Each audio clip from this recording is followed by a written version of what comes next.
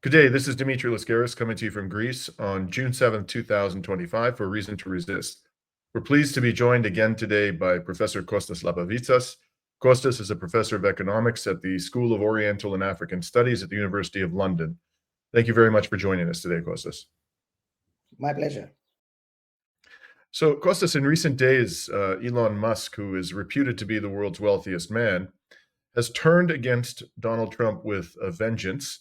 The immediate cause of the rupture between Trump and Musk appears to be a huge tax cut bill, which I'm going to come back to in a moment. What makes this development, this rupture, so striking is that filings with the US federal government show that Musk spent a total of $288 million to elect Donald Trump and other Republican candidates in the 2024 US election, making him the biggest political donor in the United States in that year. And the proximate cause of Musk's furious attacks on Trump appears to be this bill, which I just mentioned, which Donald Trump has named with his usual extravagance the One Big Beautiful Bill Act. The Congressional Budget Office estimates the bill will cut taxes by 3.7 trillion, but only cut spending by 1.2 trillion, and that it could add up to 2.4 trillion to the U.S. deficit over the next decade.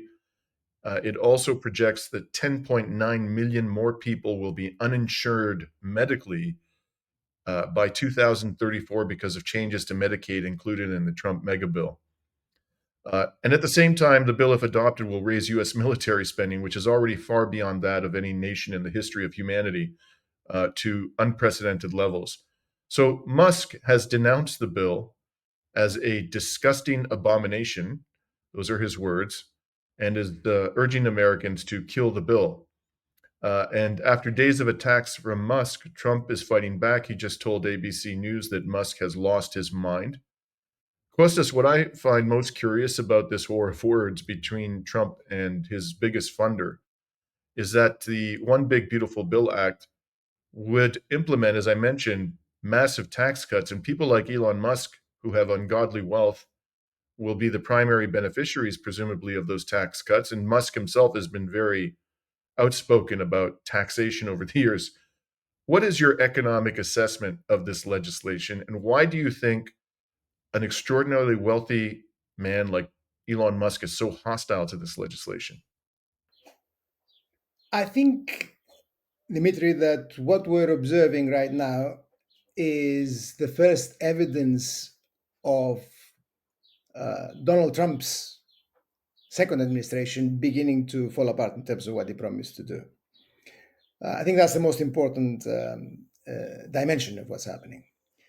The other point I want to make before I get on to the economics of it is that, my God, I mean, what quality of political interaction and political development in the United States, the most powerful country in the world. A president that can barely articulate and presumably the richest man in the world, although his property is in paper mostly, exchanging insults over social media. And I mean that the United States can have come to that position is astonishing to behold. Now,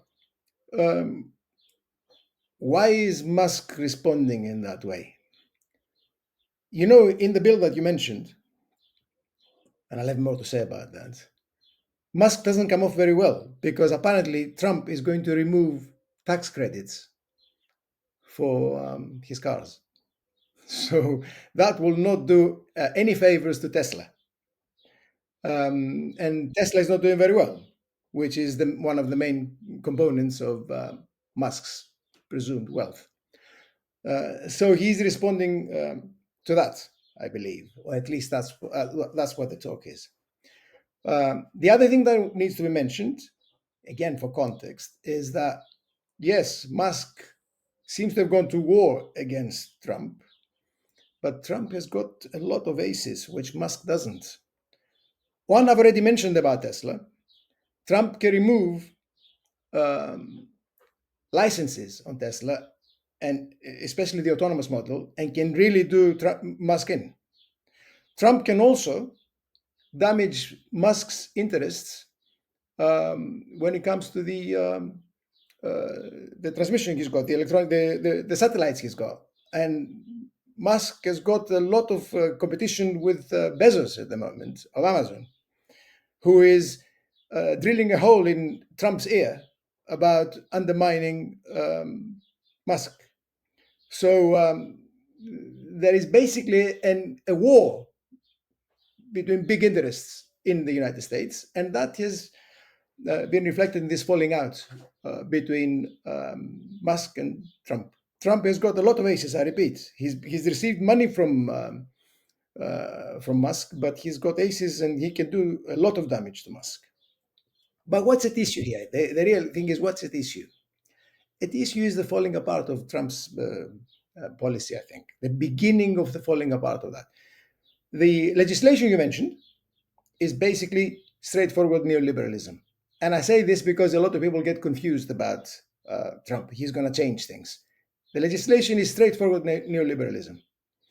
It's cutting taxes for the rich, enormously so. It's cutting Medicaid for the poor. It's spending more money on arms while reducing spending on health and so on. And as he does that, he will enormously increase the budget deficit and obviously the debt. And that is a very dangerous moment and a very dangerous thing for US capitalism altogether, and big businesses, big multinationals, and big financial interests in the United States are not responding positively to it. They think that this kind of neoliberalism that Trump is engaging in might hurt their interests. And I think they will. And I think it's evidence of Trump facing up to the structural impediments that the United States faces. And also, Trump is coming up against the dead end of neoliberal policies, which he doesn't realize. Trump talks a lot, promises a different path, talks about industrial rejuvenation, doesn't understand how to do it.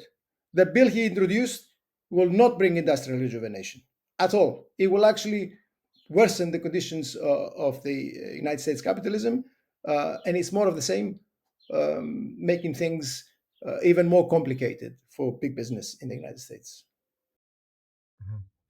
Do you think, Costas, we might be on the verge of what I'll call a Liz Truss moment in the second Trump administration, where the markets react with violent hostility to a set of financial policies or financially related legislation, which is going to worsen considerably the fiscal position of the United States? Do you think we might be? But obviously, the United States is a different beast than the United Kingdom.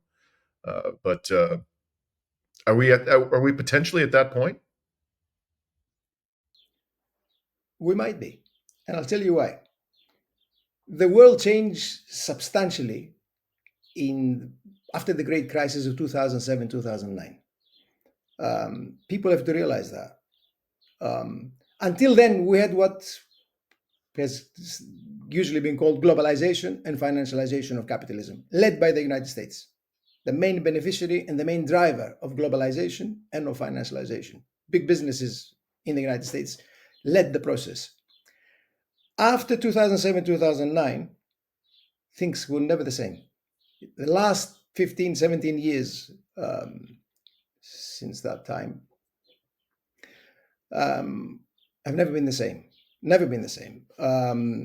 Finance has never made the profits that it did before, and globalization lost its drive. The United States hasn't come to terms with that, and that is what Trump indicates. The United States hasn't come to terms with it, and I'll tell you how. To get over that crisis, which was a massive crisis, the United States government spent a lot of money. It spent it partly by borrowing it, partly by printing it through the Federal Reserve. We're talking enormous amounts of money. The Biden administration really exploded the already very large public debt of the United States. And much of it was actually bought directly by the Federal Reserve. It wasn't just the United States doing it. It was other major capitalist countries like Britain and like the European Union, They all did pretty much the same, with the United States in the lead. Now, you can do that for a while, but there comes a limit. And the limit is being reached because the public debt of the United States right now is $35 trillion. Now, it's in dollars, and dollars are printed by the Federal Reserve. So that makes the United States different because it can borrow, and maybe foreigners will continue to buy. Maybe, though. And that's the key point. That's where we are right now. The foreigners are beginning to show great doubt because Trump's bill will expand the debt even more, will increase the deficit even more, and asks foreigners to keep buying more and more dollar debt. It's a big risk. If I were a Japanese investor, if I were a Chinese government, if I were someone who was buying dollar debt, I would be thinking twice about it. And that's what's happening. That's what's happening at the moment. It's not so easy to sell US debt, and that means that interest rates are going up. So not only is debt increasing in the United States, it's becoming more expensive. The Liz Truss moment that you mentioned. Debt is becoming very great, very expensive. It's the first time the United States faces this predicament in recent years. Trump doesn't seem to realize, and the people around him don't seem to realize, and they don't realize because they don't understand what's happening on the ground in the US economy. They don't understand what globalization and financialization means. They talk a lot. They take advantage of the disaffection among American people and American workers, rightly so. But what they promise to do is entirely insufficient and wrong in many ways, and to the detriment of the American people. So recently, Kostas, you were kind enough to share with me the draft of a paper that you've co-authored, which examines the economic record thus far of the second Trump administration. And the first half of your paper reviews in detail Trump's chaotic efforts to reduce the U.S. trade deficit and reindustrialize America, primarily by means of massive tariffs. And of course, this is a subject that you and I have already discussed extensively on Reason to Resist, the chaotic nature of his program. But the second half of the paper examines whether Trump's tariffs and other economic policies are likely to arrest the decline of U.S. economic power. And I think you've already touched on this to some extent, but in your opinion, why has U.S. economic power declined? And related to that, could you talk to us about the role of U.S. multinationals in that decline? The role of US multinationals is critical to this. And anyone who's interested in the United States, especially American workers, American people, ought to think very carefully about that, because it has to do with globalization and financialization that I've already mentioned. That's the bottom line of why the US has declined. But at the same time, both globalization and financialization were led by US businesses. So the United States faces a major problem. Nationally, as a national entity, it has declined in the world. It's not the biggest producer, it's not the biggest trader anymore, it's the biggest financier. But it's not the biggest producer, it's not the biggest trader as a national entity. But when you look at businesses, US multinationals are way ahead any other multinationals, and US financial institutions are way ahead of any other financial institutions. That's the reality faced by the United States. And the problem is, if it wants to do something about its national decline, it's got to step on the feet of US multinationals and US big financial institutions. And that's not easy to do because they control politics. They dominate the country. They are the oligarchy. They have benefited from this direction. The American people have lost out. American workers have lost out from globalization and financialization. American big capitalists have benefited, and they're not going to let it be. So Trump hasn't realized the problem that he's facing. He's talking a lot, and he's taking advantage of, as I said before, the disaffection among American people, American workers, rightly so, but doesn't realize that to restore US industrial power, he's got to deglobalize and definancialize. And that means that he's got to take on the big businesses. That's not, you're talking war here. But I can make it a little more specific so people see how it works. What's the ultimate source of US economic weakness? inability to compete successfully, right? And therefore imports rise and American exports don't rise so much and so on. Why is the United States unable to compete globally and gets outcompeted by China, for instance, which is Trump's problem? Why? Is it because the Chinese are unfair? Come on, come on. This is it's just silly. The reason why US corporates cannot compete globally is because big American multinationals are themselves financialized. They don't invest very much. Investment within the United States, private investment, has been weak for a very long time. Big businesses don't invest. They sit on enormous amounts of liquid funds. They play games with them. They do share buybacks. They do all kinds of things that mean a lot of money for shareholders and for um, those who manage the big businesses, but they don't invest very much. If you don't invest, then you don't improve the productivity of labor. I just want to pause right there before you continue. I just want to explain to people what share buybacks are and how at least how I understand they work. When share buybacks, the company buys its own shares, which increases artificially, one might say, demand for those shares and therefore drives up the stock price. And the beneficiaries of this primarily are the owners and managers of the corporation who own significant amounts of the corporate stock. So there's like an inherent conflict of interest here. You know, you're like the CEO and you have a massive amount of stock in the company. You have a strong economic interest in inflating the stock price, and you can do that by deploying the company's own capital in ways that are contrary to the long-term interests of the corporation. Is that a fair sort of description of share buybacks? Absolutely, absolutely, and standard practice by big American businesses for years.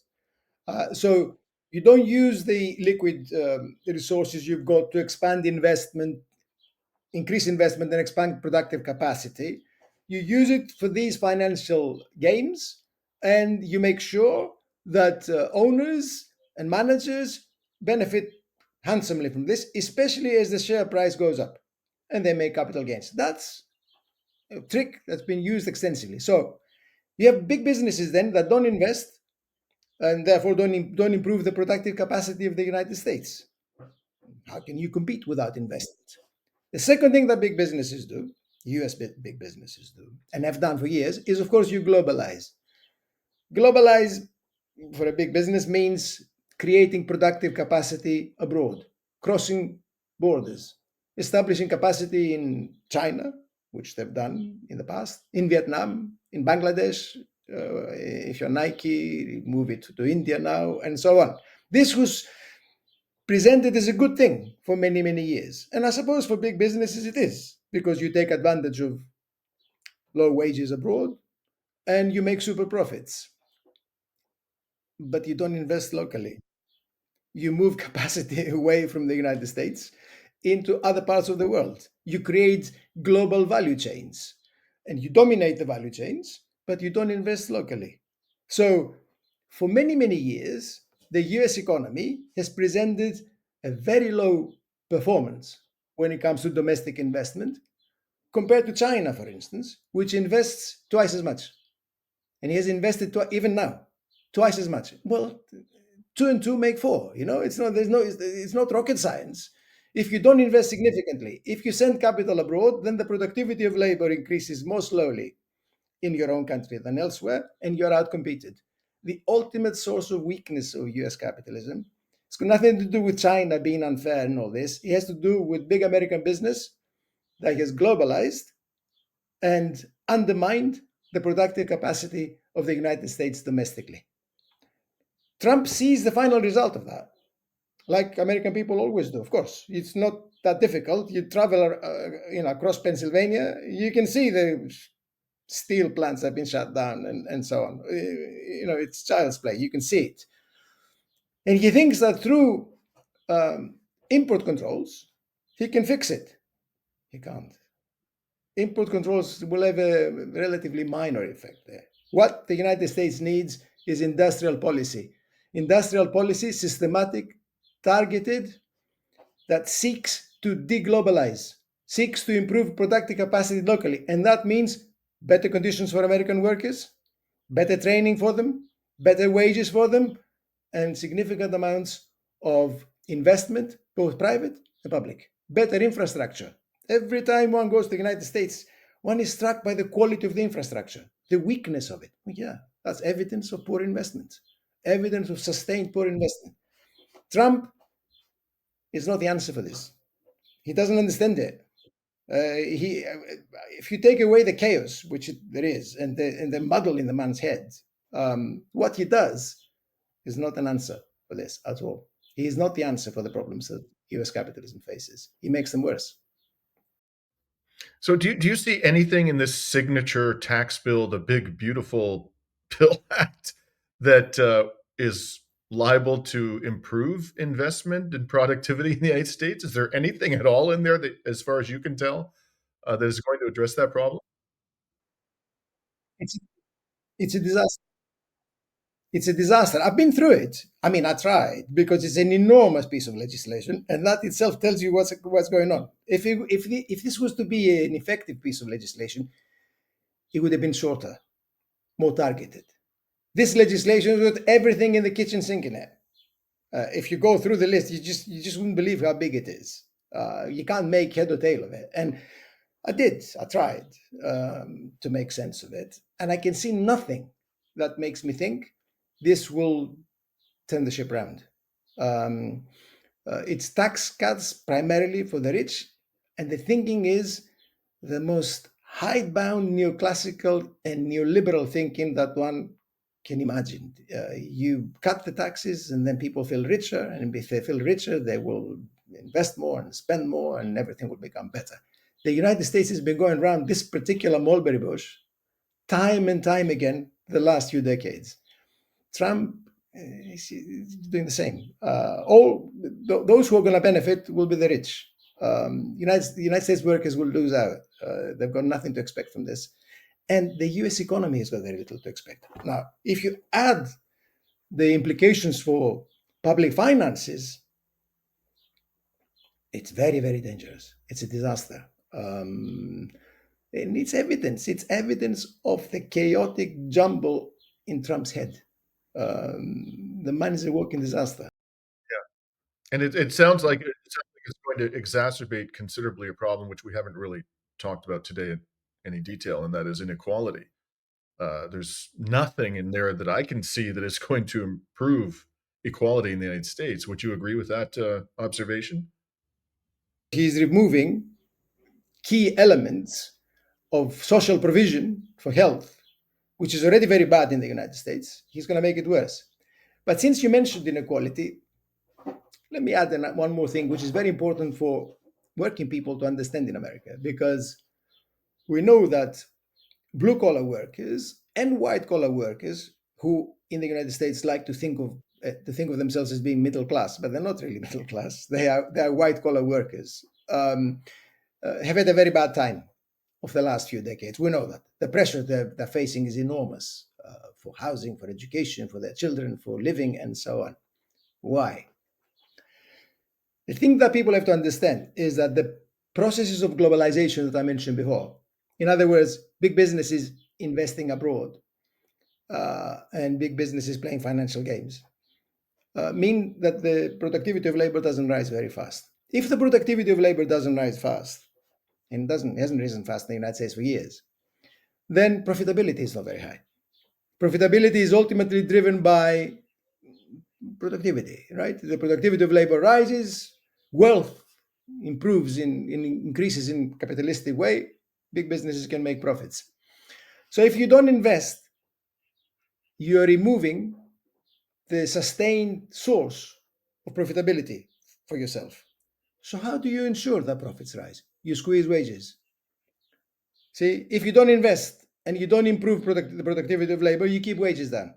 And that's what the United States elite, the oligarchy that's been running the country, has been doing for 4 decades now. You don't invest, you play financial games, and you keep wages down. You press them down. Real wages in the United States have not really increased in 40 years. You press wages all the time downwards because that will allow you to make profits. How do people survive if you do that? You bring in cheap Asian imports. That's how you survive. And then you complain about it. So you bring in cheap goods from China, you bring in cheap goods from Korea, you keep the wages of American workers low, and you allow them to survive on cheap imported goods brought from abroad. I lived in Brooklyn for 6 months recently for work. I was very struck by that. Brooklyn has a high concentration of people who just about make ends meet. How do they make ends meet? Shops stocked to the ceiling with cheap goods from Asia, and they are not, wasting money or anything. They are surviving. That is how the United States working class has survived, and that is a key element of inequality. You keep wages down, you allow people to survive on cheap goods imported from abroad, and the rich and the oligarchy can have a party, can become very, very rich indeed. Trump will make things much worse because he speaks for that oligarchy. He pretends to speak for the poor people of the United States. He pretends to speak the language of ordinary Americans. He's a billionaire and he cares about billionaires. He is not going to do anything that will substantially alter the living conditions of US workers, and he has shown that. His bill shows that. So we've talked about the role of U.S. multinationals in the economic decline of the United States. Could you talk to us some more? And this is something your paper addresses in some length. It's fascinating to read. The role of financial corporations, the financial industry, in the economic decline of the United States. That's the other part of the equation, financialization, right? Which we already touched upon in the sense that big businesses, big multinationals play financial games and financialize themselves. But of course, in addition to the big multinationals, we have the big banks and the big investment funds, the big shadow banks, so called, the big trusts, investment trusts, and so on. The financial sector, Wall Street, let's call it, give it its name, which has also done very, very well the last few decades, although it's caused one crisis after the next. What's interesting here to observe, to understand the current predicament of the United States and the current weakness of it, is that the great crisis of 2007, 2009 hit the banks. The banks got it between the eyes. Rightly so, because the banks had speculated enormously on real estate through the subprime speculation that caused a lot of people a lot of trouble, but caused also the banks trouble because they lost money. Public money rescued them, but they never returned to their previous glory. Banks never regained the preeminent position they had until that crisis, partly because they were also regulated after 2007, 2009. What happened was that shadow banks began to play a big game. BlackRock, to give it its name. And BlackRock has become probably the dominant financial institution in the world. That's the main financial agent of today. These institutions are the main financial agents of today, and they're American.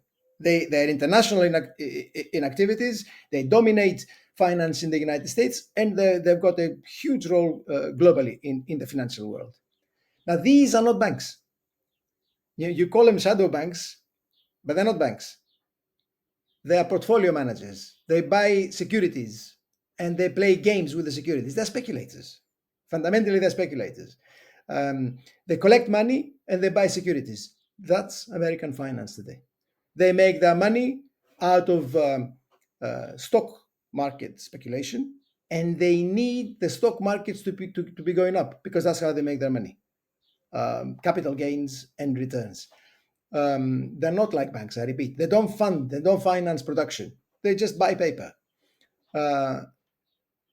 They have a dominant place in US finance, and they make sure that public policy in the United States, whatever else it does, doesn't allow the stock market to decline.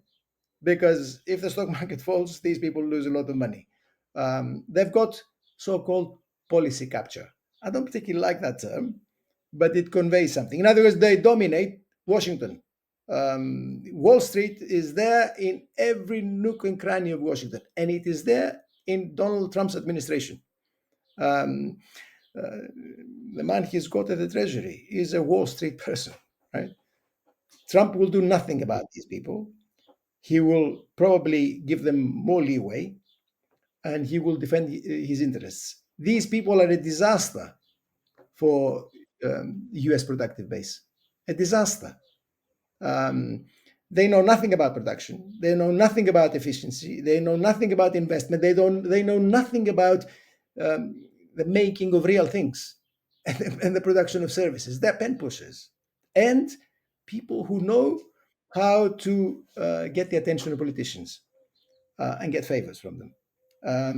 And I say this because people have got to realize banks and investment funds always talk about efficiency. They are the most inefficient capitalist outfits you can imagine. They wouldn't know efficiency if it hit them in the face. But they talk a lot about it, and they make sure that whatever else the United States government does supports their interests. That's deadly for U.S. productive capacity. Trump doesn't understand it. And if he does, he doesn't want to take it on because he will be undermined by it. So that's the predicament of the Trump administration. That's why I'm saying that the falling out with Musk could well be the first evidence of this thing unraveling that he promised to do. I want to talk to you about. You mentioned the need of the financial industry, these speculators, for the stock market to go up continuously. Back during the Great Financial Crisis, my primary occupation was to pursue securities class actions against large public corporations. And so I was in fact, we did the first subprime mortgage related class action in Canada back in the financial crisis against a US company, US subprime mortgage company that had gone public in Canada. And so I watched with the tremendous professional interest what was happening in the markets at the time. And I'll never forget, Costas, when the market hit its low. The Dow Jones Industrial Average hit its low. It was just a stunning decline, and it bottomed at 6,469 on March 6, 2009, which represented a 54% loss of value since its high on October 9th, 2007. So the Dow Jones Industrial Average, I never would have imagined that this would happen back then. If you had told me that the Dow Jones Industrial Average in 2025 would be at nearly 43,000 points, I would have said you'd lost your mind. But that's where it is. It is almost at 43,000. Is there any relationship whatsoever, Kostas, between this stunning rise in the values of US stocks and the real economy? Is there any relationship at all? None at all. None at all. There's none at all. It's all talk, and it's all talk that's coming from finance. For a long time, even recently, people were talking about American exceptionalism and the extraordinary productivity performance of the United States economy because of new technology. This is all talk that's emanating from the financial sector. And they wouldn't know technology again and the impact of technology if it hit them in the face. These people know nothing. People have got to realize they're basically economic ignoramuses who posture as sages. The connection between the actual performance of the US economy and the stock market and the financial well-being of the large shadow banks that I mentioned, the BlackRocks of this world, is tenuous at best. What has allowed this incredible boost of the stock market to take place since the time you mentioned, since the great crisis of 2007, 2009, has been sustained government policy. Financialization has continued, but it's become state-based. People should have no illusions about it at all. We're living through state-based financialization in the United States and elsewhere. And I say this because there's continuous talk in the United States about the government and this and that and the other. US capitalism, especially the financial sector, without the role of the state is inconceivable today. Financialization depends on the state. And I'll make it specific. The financial markets, including the stock market, run on the basis of a good proportion, a good stock of government bonds. That's the foundation, right? And that's how the money markets also run. In other words, not the stock market, but where people trade short-term money, right? Government bonds. That's what makes them take over. Now, who controls the government bonds, especially the short end of it? The central bank. So you had a combined effort by the U.S. government, the Treasury, and the U.S. central bank, the Federal Reserve, in the last 15 years to maintain the show, to keep it on the road. How? I mentioned it before. Public debt, which increases the stock of assets that can be traded, and public money created by the Federal Reserve. So the United States government borrows with the left hand and buys the debt with the right hand. And that's what's been happening for 15 years. If you keep that going, you can also attract foreign capital. And a lot of foreign rich people and foreign investors saw that the stock markets were going up and they want part of the returns. Yes, they've been sending money to the United States. They've been buying American debt and American securities. That creates the impression of wealth and well-being. There's nothing like a rising stock market to create the false impression of an economy doing well, particularly because the financiers control the media. So what you get is a constant feed of stories about the marvelous American economy when most people in their everyday lives cannot see it. And when people who visit the United States and see the infrastructure wonder, where is this wonderful economy? I mean, where are the bridges? Where are the roads? Where are the plants? Where is the actual production of real things? It's nowhere, or it's very little. What is doing well is Wall Street and all these people who are trading in paper and talking about efficiency, although they know nothing about it. So this is state-based financialization driven by public debt, enormous increase in public debt under the Biden administration in particular, and an enormous increase in state money, fiat money created by the Federal Reserve. Trump's piece of legislation will make this worse. That's really what's at issue. That's what the financial interests and big American businesses are worried about, because it will increase the public debt even more. And the foreigner this time is not willing to send money over. There are signs that the foreigners are thinking twice about buying US debt, which means that interest rates are rising, which means that the United States government, for the first time in a long time, is having problems financing itself because it has to pay interest, huge interest on its debt. How will it continue to do it if Trump adds another 3 trillion? All these are real issues faced by the United States. And I repeat, there is no fix at the level of exchange rates, at the level of tariffs, or anything like that. The problem is at the root of US capitalism. Neoliberalism has to be confronted directly, and there has to be deglobalization and definancialization if the US economy is to stand back on its own 2 feet, and if the US people and US workers are to have a better life, if they're to get out of this vice of constant pressure on wages and constant pressure on living standards and running around to stay on the same spot. Like I said to you, I lived in the US not so long ago for 6 months in Brooklyn for work, and I couldn't believe how people could survive. The pressure that working people are facing, especially in big cities, is extraordinary. Yeah. I just want to say that few, if any, politicians have done more to perpetrate this myth that the rises in the U.S. stock market reflect the health of the underlying real economy than Donald Trump.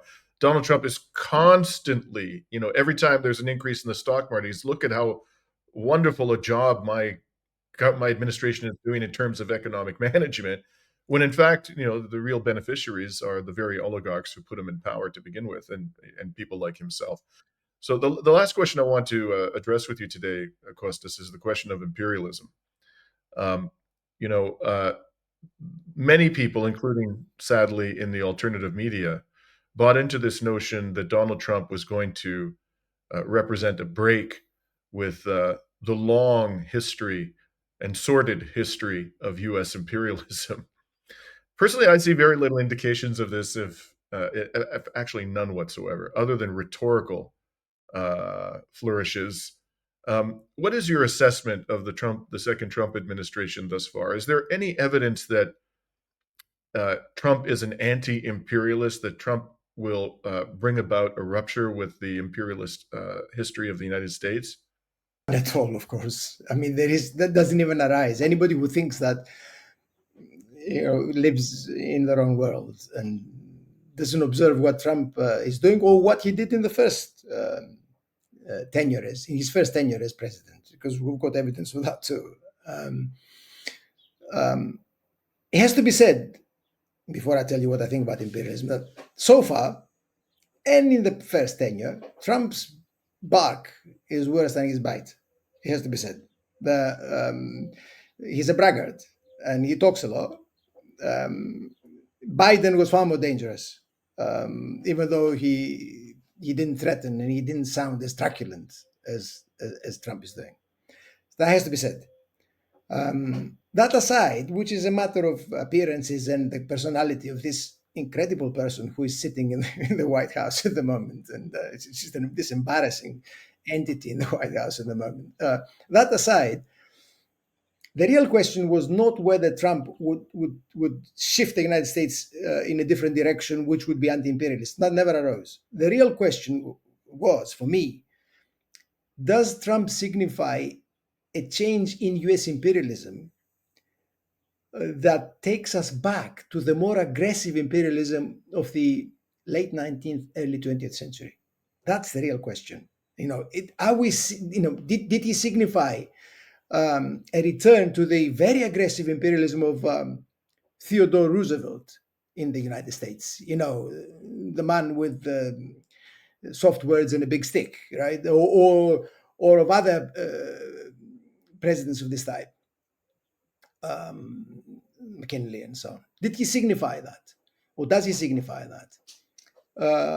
Are we witnessing a return of imperialism to forms that we last saw at the beginning of the 20th century, whereby countries would seek territorial expansion and acquisition of territory forcibly? Because Trump threatened to annex Canada, right? So make it into a U.S. state, or to annex Greenland and so on. It was always ridiculous, but he said that. So the real question is, are we witnessing something like that? And it is still early to come up with a definite answer for this, but my answer for the moment, on the evidence that we've considered, is that this is not the case. We don't see that. We see a continuation of policies that we saw before on the international plane. Trump doesn't really want to take on US big businesses and undermine their role. Because imperialism globally, US imperialism globally, is actually driven by US businesses. People have to realize that. Imperialism has got economic interests, and these economic interests are driven by businesses, big banks and big multinationals. And the dominant multinationals and the dominant banks globally are still American. So anything that's anti-imperialist globally will have to rein in US multinationals and US banks and investment funds. Trump's not going to do any of that. Trump will seek to defend their interests globally. Trump will be as imperialist as Biden was, and other people before him. He is a confused man. He does one thing and says another, but underneath it's the same drive. I see no evidence of a different path, of a genuinely anti-imperialist path, because there is no deglobalization and no definancialization. These things are not happening, which means that we will continue in this hegemonic contest with China, with Russia, with a number of other countries in what used to be the periphery of the world economy, which is very, very dangerous. The United States is the dominant imperial power. It feels under threat. It's not changing course. He will defend his corner, and he will defend it militarily, politically, economically, in every way it can. And its main economic strength is finance. He will weaponize the dollar. He will weaponize finance. He will drive things to the edge of war. It is the most dangerous power in the world at the moment, under Trump too. There is no anti-imperialist dimension at all. This is just hot air or lack of thinking, driven by domestic politics. People thought that Biden was bad, therefore Trump must be good. Trump's not good. He's got nothing to offer in that way. What we need is genuine grassroots anti-war and anti-imperialist movements and action, and that's not forthcoming at the moment. Actually, Trump, when it comes to that, he's the main enemy of this emerging. His domestic authoritarianism is the main enemy of any real anti-imperialist presence and action in the United States. Yeah. As we like to say on this program, Costas, the primary challenge confronting humanity today is to manage the decline of the United States without getting us all killed. So on that note, I'll conclude our discussion today. Always a great pleasure to speak with you, and I look forward to our next discussion. Thank you, Dimitri. Good to talk to you. And this is Dimitri Lascaris signing off from Greece on June 7, 2025.